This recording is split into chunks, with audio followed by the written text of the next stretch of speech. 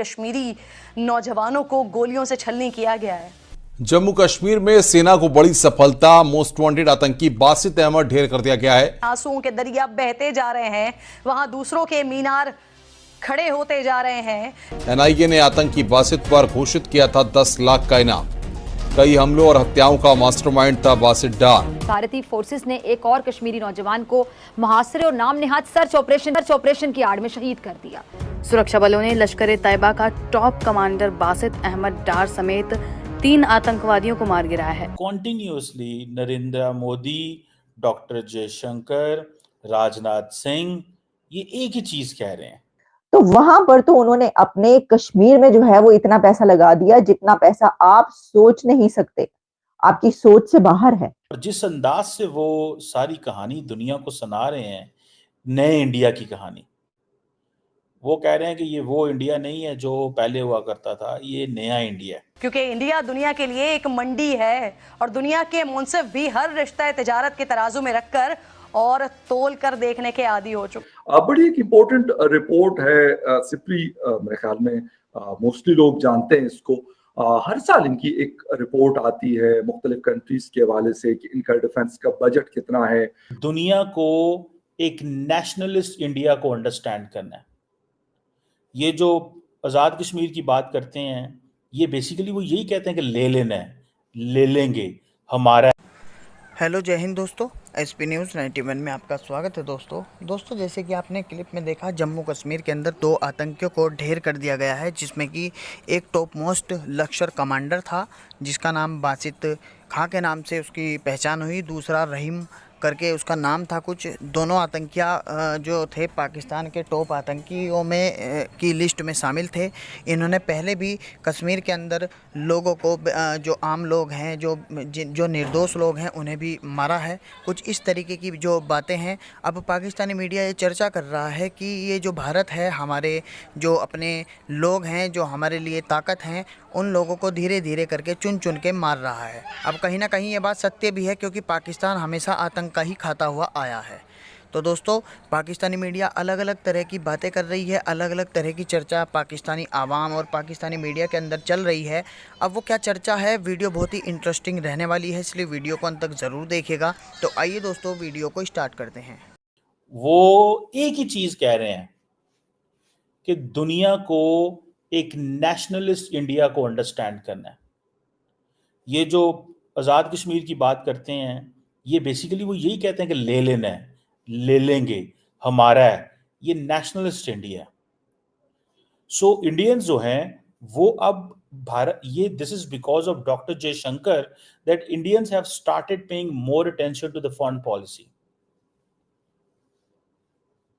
सो ये चीज ध्यान में रखें कि ये जो एक सोच है, ठीक है जी, कि हमने एक नेशनलिस्ट फॉरेन पॉलिसी जो है उसको लेके आना है और उसको आगे करना है। सो वो एक जिसे कहेंगे ना, एक सख्त वर्जन लेके आ रहे हैं और दुनिया ने ये बात समझ ली है कि हाँ जी, हम इनके साथ काम करेंगे अब। और वो जो आज की दुनिया के अंदर चीज, अब देखें ना, India is going to be a civilisational state. ये डॉक्टर जयशंकर जो है, वो जिसे कहते हैं ना, ये वो एक्सप्लेन कर रहे हैं। फिर वो कह रहे हैं कि इंडियन फॉरेन पॉलिसी के अंदर जो हमारा कल्चर है और हमारी जो वैल्यूज हैं और जो हमारा रिलीजन है, उसमें हमें डिफेंसिव कर दिया गया है, हमें ऑफेंसिव होना है। ठीक है जी, जिसे वो कहते हैं ना कि फ्रेंड ऑफ द वर्ल्ड, वो क्या बनते हैं, फ्रेंड ऑफ द वर्ल्ड बनना चाहते हैं।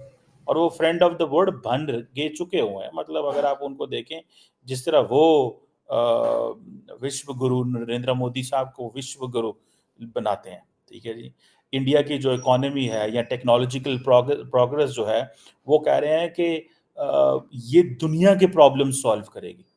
ये है वो कॉन्फिडेंस जिसके तहत वो खेल रहे हैं। इसीलिए वो जब कश्मीर की बात करते हैं, जो दिल करें कहते हैं। पाकिस्तान बोलता ही नहीं है, पाकिस्तान के मुंह में, पाकिस्तानियों के मुंह में जुबान ही नहीं है, वो खामोश रहते हैं। एक नेशनलिस्ट आउटलुक दे दी है कि भाई हम सेकुलर हैं, पर हमसे हिंदू मजहब ना छीना जाए।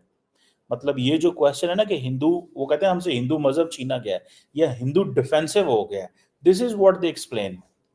सो एक वो कहते हैं हम एक मजबूत इंडिया है, हमारी एक नेशनलिस्ट आउटलुक होगी, नेशनलिस्ट डिप्लोमेसी होगी, और दुनिया को इसके लिए तैयार होना चाहिए। और अपने इंडियंस को कह रहे हैं कि हम अब पंचिंग बैग नहीं होंगे, जिसका दिल किया हमसे यहाँ से थप्पड़ मार के चला जाए, यहाँ से हमें मुक्का मार के चला जाए, वी विल नॉट।